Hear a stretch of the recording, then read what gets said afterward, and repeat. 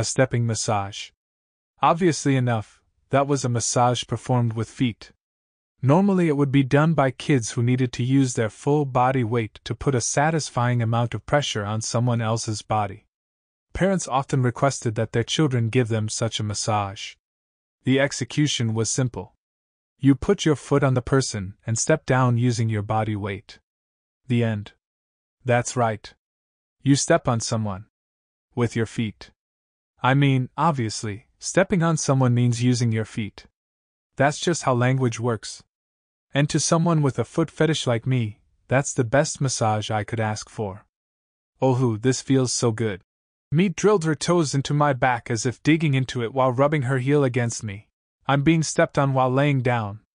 Sweet Mother of God, I feel like my dreams have all come true. Hiya. Hiya. Oh yeah, that's it. Being stomped on feels good too. The bottom of her feet gently stomped on my hips. Fwa. Her feet rhythmically hitting my back is making me really tired. Day 44 I woke up and found that I was using meat as a dakimakura just like always, thanks in part to the distinctive sweet scent of a girl. Ah. Good morning. Since the ordinary cave request time limit has reached, I prepared a perfect substitute report, and we came to the guild, and behind the counter sat the usual receptionist. Man, this lady sure works pretty hard, huh? Hello? It's been 1 week, I believe.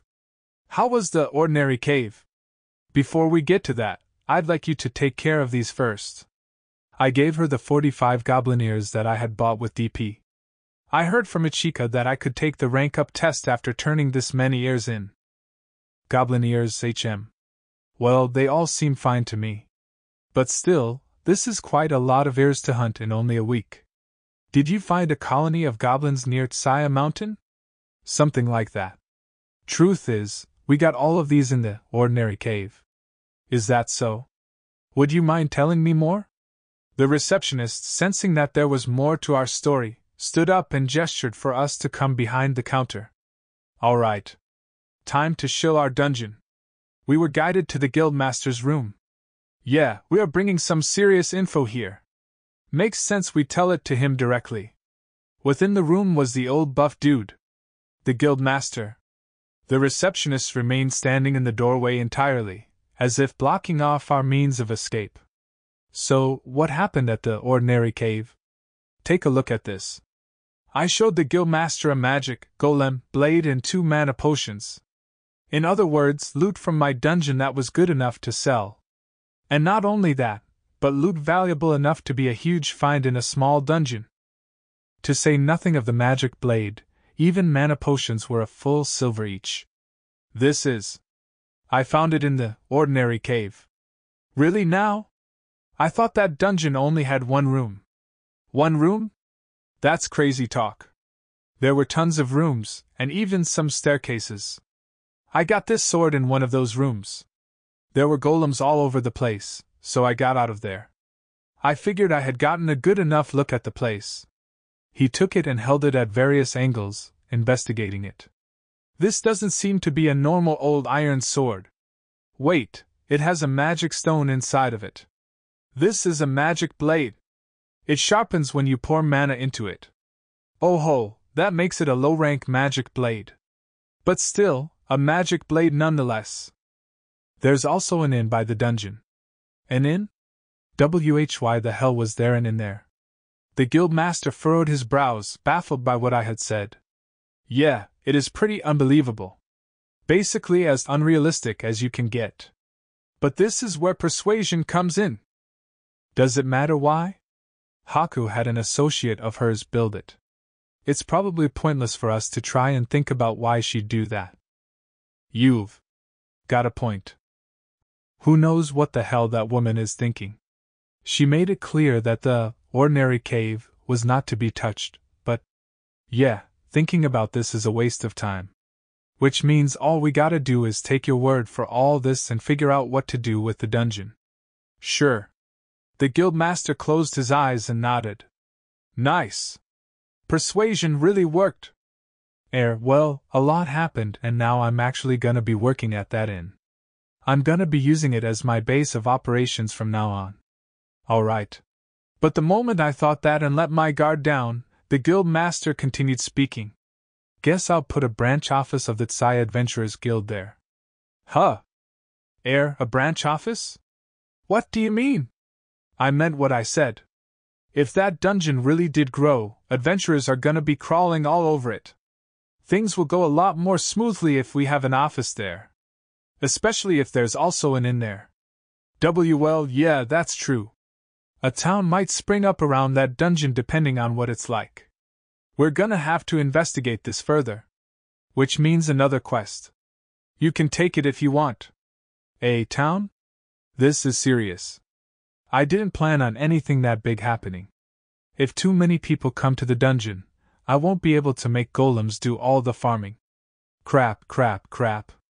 Can I grow crops inside of the dungeon? And it'll be a lot harder to use special golems like the one I used to carry us here.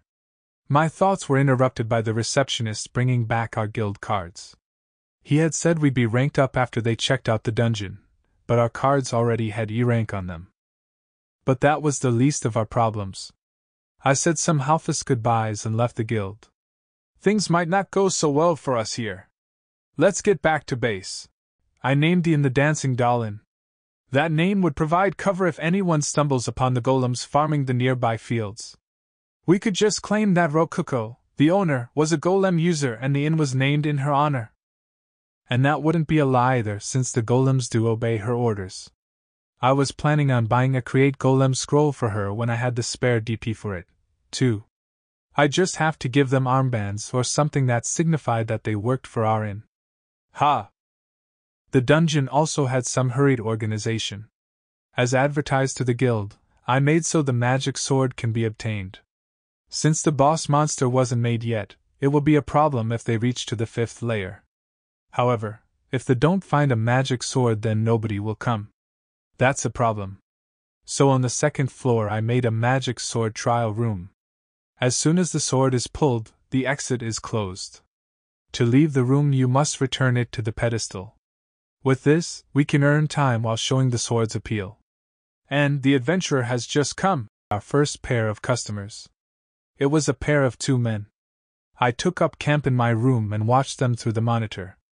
They get a C rank and D rank meal, respectively. The C rank meal is a steak set 10 DP, while the D rank meal is a beef stew set 6 DP. By the way, the food was basically as good as the stuff you'd find in an average restaurant. What kind of meat is it?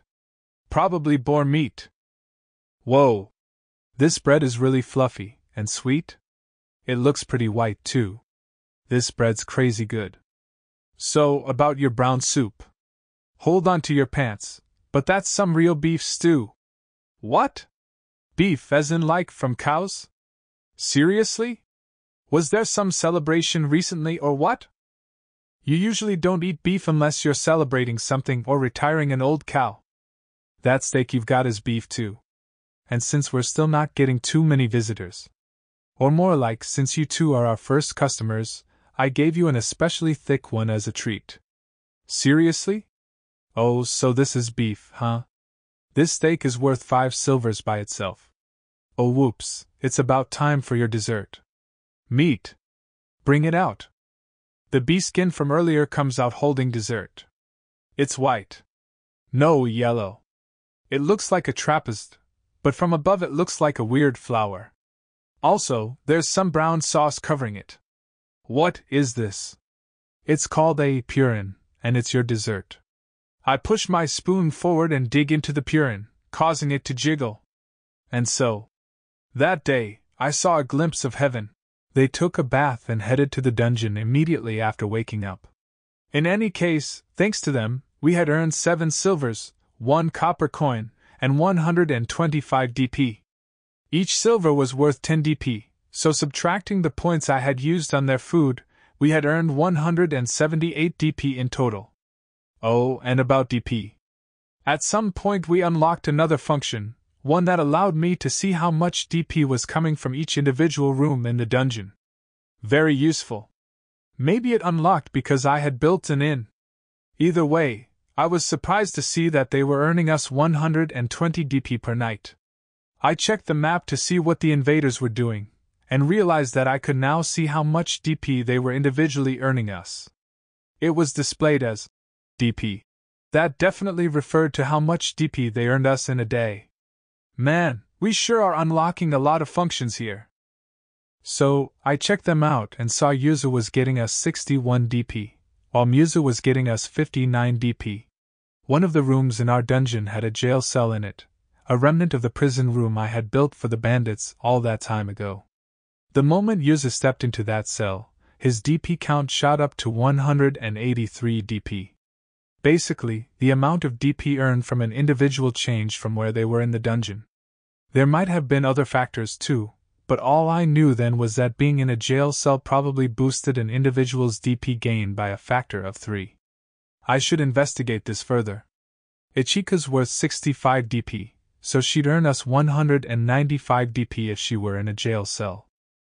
I kept watching Yuzu and Muzu casually conquering my dungeon for a bit, and eventually they reached the trial room. Yuzu walked up to the pedestal and pulled out the magic golem blade. Oh.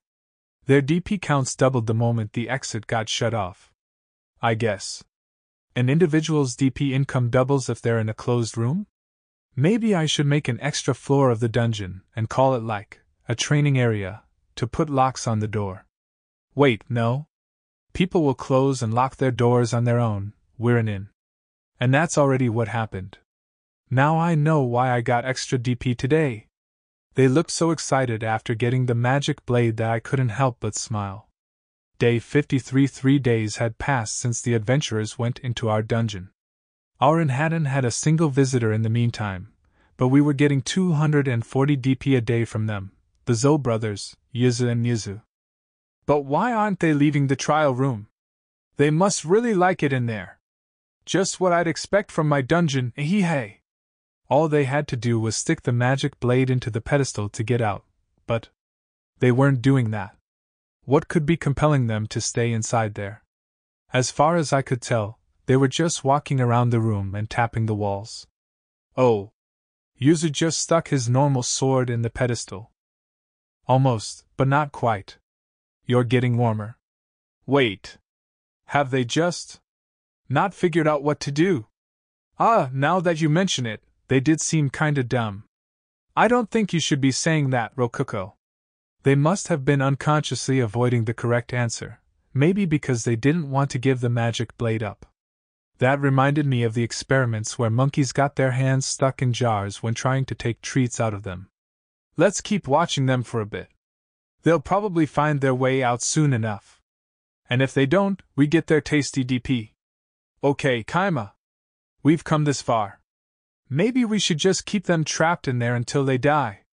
With Ichika's help, I discovered that DP gain was doubled by being in a locked room, tripled by being in a jail cell, and multiplied by 6 by being in a locked jail cell. In that last case, however, just being in the cell steadily tired her out. Maybe because DP was being squeezed out of her? I didn't know jail cells had that kind of power. Day 55. 5 days had passed since Yuzu and Muzu locked themselves up. A long time ago, I believe that I mentioned that an invader staying inside the dungeon for 10 days would earn us as much DP as they would by dying. In other words, we had now gotten more DP from Yuzu and Muzu than we would have by killing them instantly. I could give them food and just keep reaping in all this sweet, sweet DP. By the way, several upper-tier dungeons apparently had human farms within them. They literally raised humans like animals on a farm to get their DP. I was watching Yuzu and Muzu while lazing around, thanks to no other visitors showing up, when all of a sudden Yuzu lost his patience and started wailing on the spike wall with the magic blade. But too bad! That golem blade turns into just a normal, iron sword whenever it's attacking a dungeon object. In our dungeon, anyway. Who are you explaining that to? They can't hear a word you're saying, you know. The magic blade is broken. I guess I'll just go ahead and repair the spike traps. It'll cost us some DP. Yeah, go ahead. I left the trap repairs to Rokuko and started thinking about the situation. The golem blade had likely broken during the first swing. And when it was broken, it turned into a normal, iron sword that wouldn't work in the pedestal lock. With no way out of the locked room, the mysterious dungeon power buffing the walls and doors vanished, turning the spike wall into an easily breakable object. Then, while he cut down the spikes with the blade, it got cracked. Makes sense to me. I think I've figured most of this out, but now I've realized something really annoying. What's that? Well, golem blades are kind of the big prize for our dungeon, but can they even really be used like magic blades? I'm not so sure anymore. Thinking about it, let's say someone blocks an attack with a golem blade. Like someone swings their sword and they block that with their golem blade. If you think about it abstractly, that's the exact same thing as a sword-shaped golem taking a direct hit. And if the golem gets taken down, it turns into a normal, iron sword, without any special properties. Even if they're still in the middle of a fight. Isn't that like a huge fatal flaw? I could repair my golem blades instantly, but Meat, Ichika, and other adventurers couldn't. And of course, those using golem blades were fighting on the front line. Which meant that it was very likely that their golem blades would break while fighting. Yeah. I'm gonna need to fix this somehow. Oh, and I'll make the trap unlock if Yuza or Musa put the magic blade back into the pedestal, broken or not. Owner! There's a visitor here for ya. Huh? They're here for Rokuko, not the inn. Eh? Yeah, okay. I am the owner, right? Here I go. Stop. You're not going anywhere like that. Eh? Here, let me take care of this. Rokuko was nervous to the point of shaking, so I decided to tag along with her. But that wouldn't be enough, so I had her temporarily restore my absolute authority. I then ordered her to calm down, smile while next to me, nod if I said, "What do you think, owner?" Shake her head if I said, "Well, owner?" And to say, "Indeed," if I shifted the conversation to her any other way. Hey, don't get mad at me. I need her to calm down, and this is the only way I know how. We went to the front after Ichika called us again, and there we saw the receptionist who was always behind the guild's counter. She had a huge backpack on her back. Judging by how easily she was carrying it, there was either something special about that backpack, or she was just really strong. "You are the owner? It's very nice to meet." The receptionist was clearly treating us differently than she did at the guild, a sign that she understood we were in different positions now. Anyway, to summarize what the receptionist said, I came to build the guild branch office. There's space in front of your inn, so I'll build it there. But it'll be under construction for a while, so lend me your bathroom. And your food, too. Oh, and the guild will pay you for all this. You can just charge me what you would any other visitor. That was it, more or less. She must have been talking about the branch office the guild master brought up. Her staying in our inn wouldn't be a problem at all. Oh, and there is a personal quest that the guild would like to offer to your party, Kaima. Several days ago, the guild put up a quest to investigate this dungeon. We're in the process of determining a new name for it, but in any case, 2 adventurers accepted it and left for this ordinary cave. They never returned. Ah, that must be Yuzu and Muzu. They're sleeping in the trial room right now. They're C-rank adventurers, and thus I believe they are fairly used to exploring dangerous dungeons.